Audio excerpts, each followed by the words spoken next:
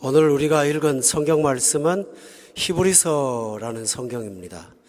히브리서는 신약에 나오는 구약과 같은 성경입니다.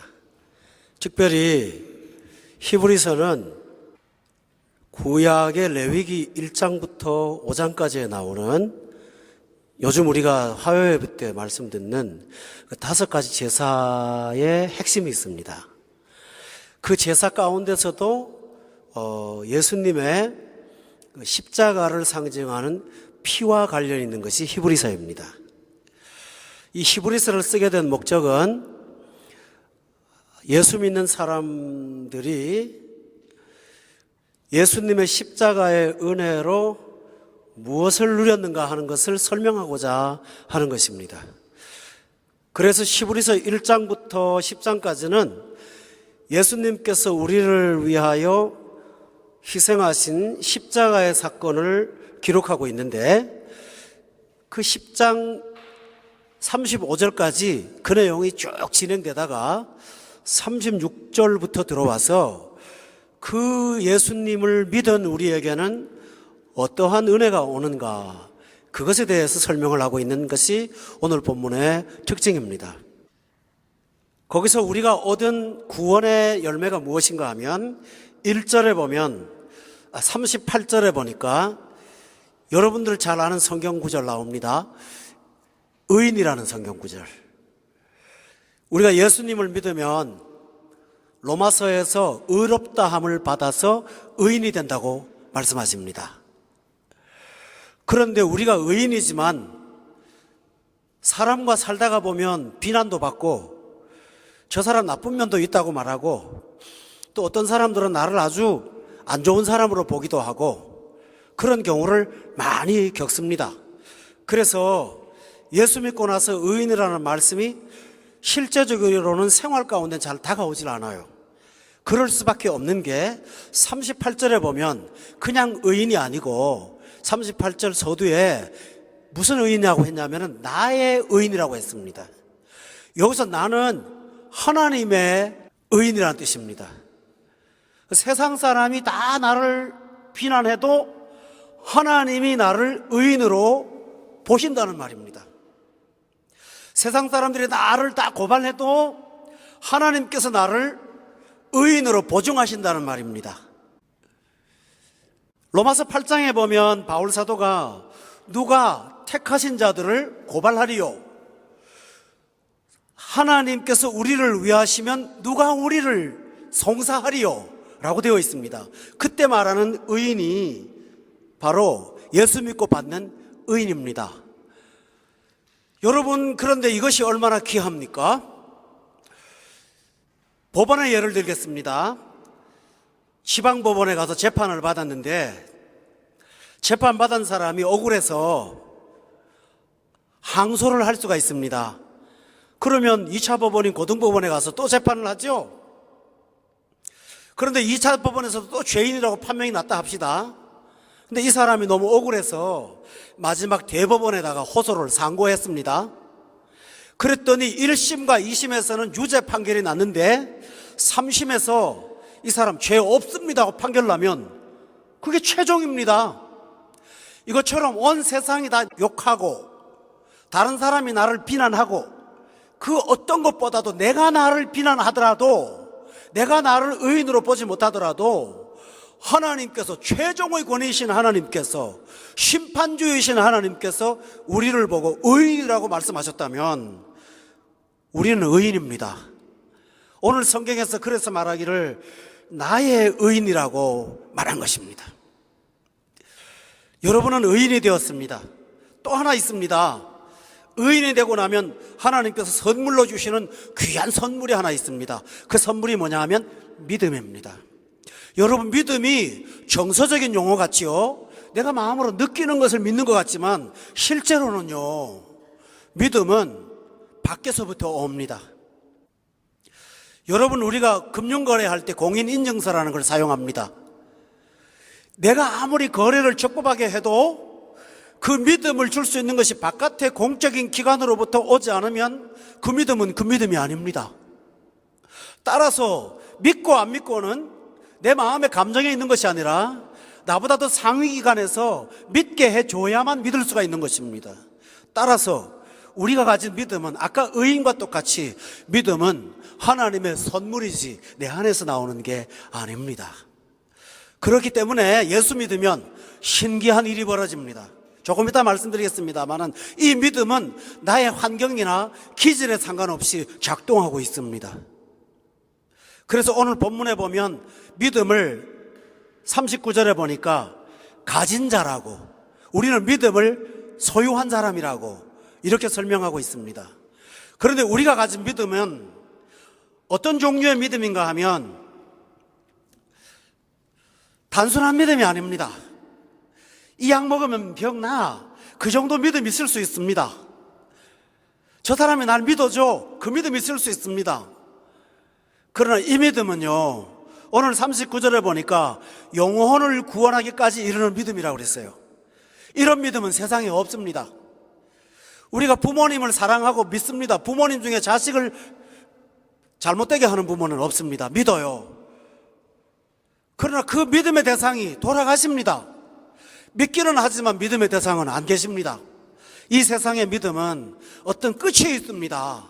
그런데 우리가 가진 하나님이 주신 선물로 주신 믿음은 영혼을 구원했다고 하는 믿음입니다. 그러면 구원에 이르는 믿음이라는 말이 뭘까요? 예수 믿으면 영혼 구원 받습니다. 그런데 구원에 이르는 믿음이라고 하면 영생, 천국, 내세, 영원, 그리고 완전한 수준, 성화, 영화, 이거 다 포함하는 겁니다. 따라서 이 믿음은 단순히 내가 하나님을 믿습니다가 아니고 하나님을 믿은 사람은 이렇게 됩니다라는 것을 믿는 것입니다. 이것이 영혼을 구원하는 믿음입니다. 예수 믿는 사람은 이 믿음을 갖게 되었습니다. 10장의 19절의 말씀을 한번 찾아보시기 바랍니다. 20절에 보면 이 믿음을 어떤 삶으로 표현했습니다. 그 길은 우리를 위하여 휘장 가운데로 열어놓으신 새로운 살 길이라고 되어 있습니다. 이 믿음은 단순한 게 아니고 우리 한번 따라 해봅시다. 다 같이요. 시작. 새로운 살 길. 새로운 살 길입니다. 제가 알리스턴 맥그라스라는 사람을 참 좋아합니다. 그런데 이분이 믿음에 관한 책을, 짧은 책을 하나 썼는데 그 책의 뒷부분에서 이런 고백을 했어요. 나는 믿습니다. 이렇게 말할 수 있는 사람은 참 행복한 사람이라고요. 오늘 현대 사람들은 글쎄요, 잘 모르겠는데요, 가봐야 알죠, 겪어봐야 알죠, 대부분 이런 생각을 갖게 됩니다. 그런데 어떤 사안에 관해서 나는 믿습니다 라고 말할 수 있는 것은 정말 큰 행복이라고 했습니다. 그 대답에는 인생의 깊은 질문의 답을 찾은 사람만이 할 수 있는 대답이고, 피난처요, 영혼을 위한 안전한 정박지를 찾은 사람만이 나는 믿습니다 라고 말할 수가 있다는 것입니다. 교우 여러분, 한 번 더 따라합시다. 나는 믿습니다. 이게 보통 일입니까, 여러분? 우리가 바로 그러한 행복을 가진 사람입니다. 그런데 우리가 믿음 가지고 있다는 건 막연한 것이 아니고 믿음의 대상이 있습니다. 오늘 본문에 11장 3절에 보면 우리는 누구를 믿습니까? 3절에 믿음으로 모든 세계가 하나님의 말씀으로, 첫째로는 하나님 믿습니다. 우리의 믿음의 대상인 하나님은 그분을 비교할 뿐이 사람이 없습니다. 그리고 회전하는 그림자도 없는 것처럼 그분은 변치 않으십니다. 한 번 약속하신 것은 끝까지 지키십니다. 이루십니다. 우리는 이 하나님을 믿습니다. 그런데 오늘 본문 11장 3절에 보면 특별히 우리가 어떤 하나님을 믿느냐 하면 이 세상을 창조하신 하나님을 믿는다고 했습니다. 창조하신 하나님은 뭘로 창조하셨을까요? 무엇으로 창조하신 게 아니거든요. 없는 곳에서 있게 하셨습니다. 따라서 우리가 하나님을 이렇게 창조주의 하나님을 믿는다고 하는 것은 어떠한 불가능 속에서도 낙담하지 않고 믿음으로 살 수 있다라고 하는 것을 전제하는 것입니다. 우리는 그 하나님을 믿습니다. 그런데 제가 하고 싶은 얘기는 오늘 본문의 강조점은 우리가 믿는 하나님은 창조의 하나님만이 아니라는 것입니다. 하나님은 유일하신 믿음의 대상인데 우리가 창조의 하나님을 믿고 힘을 얻는 것뿐만 아니고 우리가 믿는 하나님은 따로 있습니다. 그 하나님은 구원의 하나님입니다. 우리는 하나님을 믿되 창조의 하나님을 믿지만 동시에 더 큰 것이 있는데 구원의 하나님을 믿습니다. 구원의 하나님을 믿는다는 말이 뭘까요? 창조의 하나님을 믿는 구약의 사람들은 우리가 이렇게 행동을 해야 하나님이 복 주신다 하는 율법을 갖고 살았습니다. 그런데 신약에 있는 성도들은 예수님께서 내가 피로 새로운 언약을 세운다고 말씀하셨는데 그 새 언약은 내가 비록 잘못하고 문제가 많을지라도 하나님이 사랑하시고 나에게 복 주시는 하나님, 이 하나님을 우리가 믿습니다. 쉬운 예를 들어볼까요? 누가복음 15장에 보면 탕자가 나옵니다. 집을 떠나서 아버지 재산을 다 탕진했습니다. 집에 돌아와야 되는데 부끄럽습니다. 그렇지만 돌아옵니다. 왜 돌아옵니까? 딱 한 가지 붙잡고 돌아옵니다. 집에 가면 아버지 계신다. 그리고 그 아버지는 어떤 상황이든지 받아주실 거라는 믿음을 갖고 갔습니다. 그것은 창조의 하나님을 믿는 것이 아니라 나를 구원하시고 그럼에도 불구하고 복 주시는 하나님을 믿었기에 탕자가 집에 갈 수가 있었습니다. 할렐루야. 회개는 은혜가 없으면 못합니다. 구원 주시는 하나님이 없으면 불가능합니다. 따라서 우리가 자격이 없음에도 불구하고 여전히 베풀어 주시는 하나님, 구원의 하나님을 믿습니다. 그래서 우리가 세상을 살아갈 때, 기도할 때 본문 10장 19절을 보세요. 그러므로 형제들아, 우리가 예수님의 피를 힘입어 성소에 들어갈 담력을 얻었다고 말했습니다. 다시 말하면 나는 그럴 만한 자격이 없지만 주님의 십자가를 의지하고 나아가면 그럼에도 불구하고 내게 은혜 베풀어 주시는 하나님, 나는 그 하나님 믿습니다. 아멘이십니까? 우리가 그 하나님 믿는 거예요. 성경에 보면 성경에 나오는 인물들은 착한 인물들보다는 그럼에도 불구하고 은혜 받은 사람들이 공통점이 있습니다. 아브라함 여러분 잘 아시지 않습니까? 우리 직장반에서 지난주에 공부하면서 은혜 받았습니다. 잘못했는데 하나님이 축복하셨고 문제를 일으켰는데 하나님께서 감싸 주시고 그를 하나님의 사람으로 이끌어 가셨습니다. 그게 뭘까요? 은혜가 작용합니다. 그래서 하나님께서 아브라함을 기쁘게 보시는 것은 그가 그렇게 구원 주시는 하나님을 믿음으로 의롭다고 여겨주셨다라는 사실입니다. 우리가 이런 사실들을 안다면 하나님 때문에 인생에는 반전이 있고 역전이 있다는 사실을 믿고 살 수가 있습니다. 저는 참 귀한 성경을 하나 사랑하는 게 있는데 요나서라는 성경 여러분 아시죠? 요나가 하나님께서 가라고 하신 곳에 가지 않았습니다. 그리고 도망을 갔는데 도망가는데 돈 들었습니다. 배 타고 돈 주고 도망갔습니다. 그런데 하나님께서 요나가 가는 걸 기뻐하지 않으시니까 바다에 풍랑이 일어나게 해서 요나를 바다에 던지게 했습니다. 근데 그 물속에 하나님이 요나를 안 죽게 하려고 큰 그 물고기를 준비해 놨습니다. 그리고 꿀꺽 삼켰습니다. 여러분, 물고기 뱃속에 가서 1시간 이상 살 수가 있을까요? 제가 큰 물고기 시장에서 사갖고 와서 배를 가르는데 그 속에 조그만 물고기들이 들어있어요. 잡아먹어서. 근데 그 물고기가요, 먹을 때 이빨로 깨물어 먹지 않았으니까 삼켜 먹었잖아요. 근데 그대로 안 있어요. 머리통이 반쯤 삭았어요. 꼬리가 사라졌어요. 자세히 봤더니 뱃속에 위에 뭐가 있죠? 산이 있어, 산이. 엄청난 산이 있는데 그거는 쇳덩어리도 녹이는 산이에요. 그런 것이 들어있어갖고 물체가 들어오면 싹 녹여버려요. 주물떡주물떡 물을 만들어 갖고 창자로 보내는 게 위가 하는 일인데, 그 물고기 뱃속에 들어갔는데 요나가요 안 녹았어요. 근데 어떤 주석가는 말하면 머리털이 다 녹아갖고, 죄송합니다, 그건 없죠, 대머리가 됐대요. 그래서 하나님께서 그 호박잎으로 그늘을 가려줬다. 상당히 일리가 있는 말이에요. 그 모자 쓰고 다니세요, 머리 없는 분들. 그렇게 하셨다고 그러죠. 생각해 보세요. 죽을 것 같은데 하나님이 뱃속을 준비해 놨어요. 그리고 그 속에서 요나가 배를 두드리면서 회개를 하는데 그 사안이 요나를 안 녹여요. 우리가 바로 그런 은혜를 받았어요. 그리고 실컷 회개하고 난 다음에 이제 감사함이 나왔다고, 하나님 내 영혼이 감사합니다고 말하는 순간에 물고기가 구역질 난다고 토해냈네요. 토해냈는데 바로 앞에가 어디냐면 느누의 도성 바로 앞에 있는 거예요. 하나님의 배로 돈도 안 주고 공짜로 타고 가서 거기 가서 또 있습니다, 은혜가. 요나가 거기 가서 복음을 전하기 싫은 거예요. 그래서 기껏 한다는 말이 5단어, 히브리 말로 5단어를 했습니다. 40일이면 망한다, 그 말만 하고 돌아다녔습니다. 그건 복음이 아니잖아요.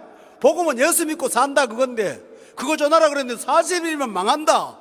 그런데 그 소리를 듣고 니느웨 백성들을 임금으로부터 비롯해서 전부 다 회개하고 하나님 앞에 엎드리는 거예요. 그 요나서의 특징이 뭔지 아세요? 은혜예요.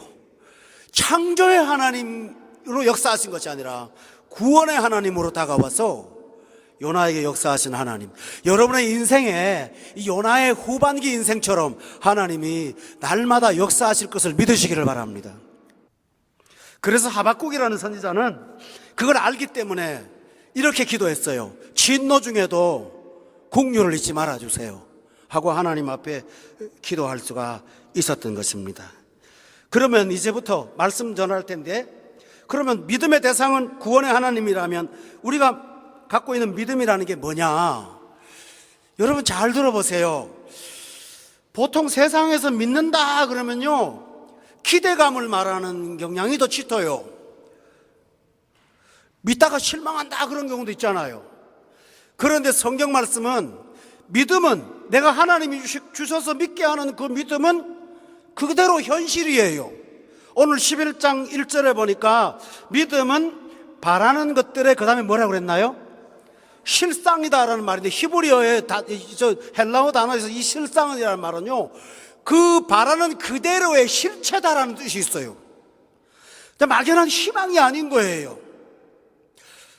예배소서에 보면 바울 사도가 기도를 하면서 끝에 이렇게 기도하죠. 우리의 구하는 것이나 생각하는 것에 능히도 넘치도록 하실 이에게. 우리가 갖고 있는 믿음은 막연한 바람이 아니라 실상입니다. 미래에 다가올 것을 지금 이미 보고 있는 것입니다. 이것이 바로 믿음이에요. 여러분 기억하세요? 예수님 앞에 병자가 찾아와서 치료받기를 원하면 그 믿음을 보시고 예수님이 하신 말씀 중에 중요한 게 있습니다. 너의 믿음대로 될지어다. 우리 따라 할까요? 믿음대로 될지어다. 저 어릴 때 주일학교 때 믿음에 대한 예화를 주일학교 선생님한테 들었습니다. 그때는 가난한 때라 아이들이 간식을 먹기가 어려웠죠. 그래서 주로 주일학교 가면 먹는 게 예화로 많이 등장을 했습니다. 지금은 애들은 게임기를 등장해야 될 것 같습니다. 근데 먹는 거를 예를 많이 드는데, 예수님의 12제자 가운데요, 그 지어낸 말 같기도 하고 외경에 있다네요. 예수님이 어느 날 산 밑에서 12제자한테 돌을 주워다가 저 위에 올려놓으라고 했답니다. 그 12제자 가운데 가룟 유다는 요만한 돌을 가져가고, 베드로는 자기가 들기 어려울 만큼 무거운 돌을 가지고 갔다네요. 가지고 올라갔습니다. 근데 예수님이 그랬다는 거예요. 딱 앉혀놓고 떡이 될지어다 라고 했다는 거죠. 그 누가 제일 안 먹었을까요? 유다가 제일 못 먹었죠. 저는 그때 어릴 때 그 이야기를 들으면서 상당히 배고팠던 때라 사다 배불렀습니다. 이것처럼 우리가 믿음의 사이즈를 가지고 주님 앞에 나가면 그 믿음의 실체가 내 앞에 나타난다고 말씀하셨습니다. 제가 그 사실을 믿었기에 오늘까지 꿈을 잃지 않고 살 수가 있습니다. 여러분 한 번만 더 따라합시다. 믿음대로 될지어다. 믿음은 바라는 것의 실상입니다. 여러분, 문제는 믿음의 사이즈가 너무 작거나 하나님을 여러분이 축소하지 마시라는 겁니다. 우리가 믿음을 갖고 주 앞에 나가면 그 바람대로 이루어 주실 줄로 믿습니다. 두 번째로 우리 믿음은 한계가 없습니다. 오늘 본문에 보니까 1절과 3절에 반복되는 것이 보이지 않는 거의 증거, 3절에도 보면 보이는 것은 나타나는 것으로 말미암아 된 것이 아니다, 이렇게 말하고 있네요. 세상의 사람들이 믿을 때에 보이지 않는 거 못 믿어요. 또 믿는다고 해도 자기가 경험한 만큼만 믿어요. 그런데 성경 말씀에 오늘 본문에서는 우리의 믿음은 보이는 것에 제한되는 것이 아니라고 말씀하고 있어요. 보이는 것은 나타나는 것으로 말미암아 된 것이 아니라는 것이죠. 따라서 우리가 눈에 보이는 것으로 한계를 설정하지 말고, 성경에 보면 언제나 예수 믿고 하나님의 은혜로 사는 사람은 자신의 생각이나 경험이나 지금까지 받았던 것을 뛰어넘는 능력이 있어요. 언제나 경험해요. 보리떡 5개하고 물고기 2마리로 5,000명이 먹을 때 평생에 그런 일을 경험해보지 못했을 거예요. 그런데 그 식탁에 앉아서 광야에서 배부르게 먹는 걸 보고 놀랐을 거 아닙니까? 하나님이 주시는 것은 언제나 우리의 사이즈를 넘치도록 하십니다. 그래서 성경은 이렇게 말합니다. 주라, 그리하면 흔들어 대어 넘치도록 하리라. 아멘. 우리 하나님 그리 하셨어요. 그러므로 믿음의 사람은 눈에 보이는 것으로 제한을 하지 않고 눈에 보이는 것을 뛰어넘어서 전능하신 하나님, 나타나는 것은 보이는 것은 나타나는 것으로 된 것이 아니라는 사실을 믿기 때문에 결코 낙담하지 않습니다. 성도 여러분, 이 믿음 갖기를 예수 이름으로 축원합니다. 또 하나 있습니다. 오늘 본문에 없지만 꼭 첨가해야 될 내용이 있습니다. 우리 따라합시다. 믿음에는 목적이 있다. 여러분 생각해 보세요. 이 세상에는 믿음 없어도 잘 사는 사람들이 있어요. 특별히 성경에 보면 솔로몬이 그런 사람이었어요. 믿음 없이 잘 살 때가 있었어요. 그는 왕이었고 머리가 좋았고 복이 많았어요. 아버지 덕에 하나님이 복을 많이 주셔서 솔로몬 시대에요, 군인들의 방패가 다 황금이었어요. 황금. 그 말은 전쟁을 할 필요 없이 군인들이 장식용으로 갖고 다닐 만큼 길거리에 금이요 모래보다 더 많았다고 성경은 기록되어 있어요. 그러니까 하고 싶은 거 전부 다 했어요. 이런 사람은 믿음이 필요 없어요. 자기 개인을 위해서 노래하는 궁녀를 1,000명을 뒀어요. 먹고 싶은 거 다 먹고요, 하고 싶은 거 전부 다 하고요, 공부하고 싶은 거 뭐든지 하는데 돈이 없거나 건강이 따라주지 않아서 하지 못하는 일이 없었어요. 그는 정말 전도서를 통해서 그렇게 살았다고 고백하고 있어요. 그런데 끝이 뭔지 아세요? 믿음 없이 누린 것은요, 그가 결론이 뭐냐 하면 헛되니 다 헛되고 바람 잡는 것 같고 끝이 없고 피곤하고 만물의 피곤함을 이루 말할 수 없고 재미없고, 그렇게 말했어요. 여러분, 믿음 없이 사는 사람 부러워하지 마세요. 믿음 없이 사는 사람 잘 되는 것은요, 믿음의 결과가 아니라 그것은 허무의 열매예요. 그런데 믿음은요, 어떤 건지 압니까? 나는 이걸 믿었어. 요만큼밖에 안 줬어요. 하나님이 어떨 때는 바울한테 하는 말이, 너는 이만큼 구하지 나는 요만큼 줄게. 그리고 네 믿음이 네 은혜가 좋게. 그래서 하나님이 2% 부족으로 살라고 하네요. 근데 100% 부족보다 그것이 내 삶에 더 의미가 있고 목적을 이루고 결과를 이루는 걸로 하나님이 만들어 주십니다. 아멘. 그걸 믿는 게 믿음이에요. 그래서 그 믿음을 가진 사람은, 하나님 나 돈 100원 필요해요. 그런데 하나님이 50원밖에 안 줘요. 그렇지만 50원 갖고 만족할 수 있습니다. 이것이 하나님이 주신 100원짜리야 라고 믿기 때문입니다. 목적이기 때문이라고 믿기 때문입니다. 할렐루야. 오늘 여행 갔다 온 집사님들이 계셔서 죄송한데 한마디 할게요. 여행의 목적은 집이 좋다는 것을 발견하려고 하는 거랍니다. 집사님 맞습니까? 아멘이라고 그러셨어요. 여행의 목적은 내 집이 참 좋다. 우리의 결핍이나 부족이 있지만은 하나님이 모든 것을 합력하여 선을 이루시는 그 과정을 믿는다면, 믿음은 내가 원하는 것을 다 가지는 것이 아니라 하나님의 목적이 이루어지는 것을 믿는 것입니다. 아멘. 그 속에서 얼마나 평화가 있습니까? 기쁨이 있습니까? 그리고요, 내가 목적한 것은 허문데요, 하나님이 이루신 목적을 보면 너무너무 놀라요.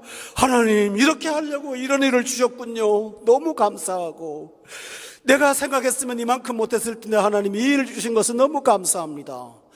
그런데 그 목적이요, 끝이 없어요. 끝이 없어. 이 세상의 목적은 끝이 있습니다. 하나님이 주신 목적은요, 나를 향하여 목적이 이루어진다면 내 자식을 통해서 이루어지고 또 자손의 자손의 자손만대 이루어지기 때문에 우리가 천국 가서도 이 땅에서의 믿음이 계속 진행되는 것을 보게 될 줄로 믿습니다. 아벨이 죽었지만 죽어서도 말하지 않습니까? 왜 그럴까요? 봅니다. 죽어서 봅니다. 그게 바로 믿음의 결과입니다. 사랑하는 교회 여러분, 오늘 설교의 결론은 딱 하나입니다. 예수 믿으세요. 이거보다 더 행복한 게 없습니다. 그런데 뭐 보고 믿어요, 목사님? 그러죠? 오늘 성경에 보면 하나님께서 우리가 약한 걸 알기 때문에 믿음으로 약해지지 않도록 세 가지 믿음의 도움을 주신 게 있습니다. 첫 번째가 뭔지 아십니까? 2절에 보세요. 선진들이 이로써 증거를 얻었느니라. 여기서 선진들은 아브라함을 비롯한 많은 구약의 믿음의 조상들을 말합니다. 여러분, 우리가 어떤 사안이 생겼을 때 답답하고 앞이 안 보일 때가 있습니다. 그때 아브라함 이야기를 읽어보세요. 하나님이 그렇게 하셨다는 사실을 보게 됩니다. 그런데 우리 마음속에서 이건 역사에 대한 기록이야 라고 생각할지 모르지요. 근데 갈라디아서에 보면 뭐라고 한지 압니까? 예수를 믿는 자는 아브라함처럼 똑같은 복을 받는다고 말씀하고 있습니다. 따라서 신앙의 선진들은 우리의 믿음을 돕는 큰 도움이 됩니다. 여러분, 히브리서 기왕이 폈으니까 12장의 1절을 한번 찾아보시죠. 여기 보면 믿음의 증인들이 얼마나 우리를 응원하는지 몰라요. 1절 다 같이 한번 읽어보세요. 1절 시작. 이러므로 우리에게 구름같이 둘러싼 허다한 증인들이 있으니 모든 무거운 것과 얽매이기 쉬운 자를 벗어버리고 인내로써 우리 앞에 당한 경주를 경주하자라고 했습니다. 우리에게 구름같이 둘러싼 큰 선진들의 믿음으로 앞서간 사람들이 정말 많이 있더라는 것입니다. 따라서 교우 여러분, 항상 믿음이 약해질 때마다 성경으로 돌아가서 나보다 앞에 걸어갔던 신앙의 선진들의 발자취를 바라보면서 그들의 실수 가운데도 역사하시는 하나님, 저는 어느 날 책을 읽으면서 참 은혜 받은 글이 하나 있습니다.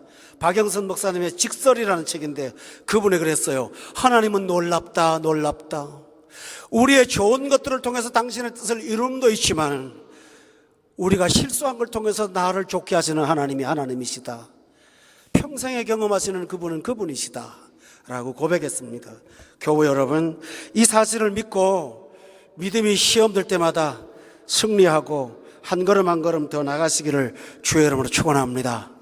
진짜 믿음의 두 번째 힘이 하나 있습니다. 그게 뭘까요? 11장에 보면 이 세상이 3절에 보니까 하나님 말씀으로 지어졌다라는 것입니다. 성도 여러분, 구약의 성도하고 우리하고 다른 점이 있어요. 구약 성도들은 성령을 받지 못해서 말씀을 듣고 끝났어요. 그런데요, 신약에 보면 성령을 모신 사람은 하나님 말씀을 글로만 읽는 것이 아니라 우리 마음에 하나님이 새겨놓았대요. 신비에 새겨놓았다고요. 그래서 어려울 때마다 성경 몇 장 몇 절 피는 것이 아니라 머릿속에서 떠올라요. 마음속에서 끄잡아내요. 시편의 기자는 그 사실을 미리 알았어요. 그래서 이렇게 말합니다. 자기가 자기한테 말해요. 자기가 자기한테 설교를 했어요. 여러분, 작년에 영적 침체 때 공부하신 거 있을 거예요. 내 영혼아, 너의 영혼아가 아니라 내 영혼아, 네가 왜 낭망하며 불안해하냐? 자기가 자기한테 설교하는 거예요. 권 목사님 설교 들으려고 테이프를 듣는 것이 아니라 그래 내가 설교하자 하고 설교하는 거예요. 내 영혼아, 네가 왜 속에서 불안해? 너는 하나님을 바라라고. 너는 하나님을 바라라고. 그 얼굴을 도우시는 하나님을 너는 오히려 찬송할 거야 하면서 자기가 자기에게 설교할 수 있도록 하나님은 우리에게 말씀을 심어 주셨습니다. 위기 때마다 떠오르는 말씀을 되새기면서 힘을 얻는 저와 여러분 되실 때에 이 험난한 세상에서 믿음으로 세상을 이기는 능력 있는 사람 될 줄로 믿습니다. 성도 여러분, 오늘 저는 마지막 한 절을 같이 읽고 마치도록 하겠습니다. 이런 믿음 가진 사람 어떤 사람일까요? 11장 38절에 보면 그 내용이 나옵니다. 11장 38절 다 같이 가로만 읽읍시다. 시작. 그렇습니다. 세상이 감당하지 못하는 믿음으로 늘 이기며 살아가도록 예수 이름으로 축원합니다. 기도하겠습니다.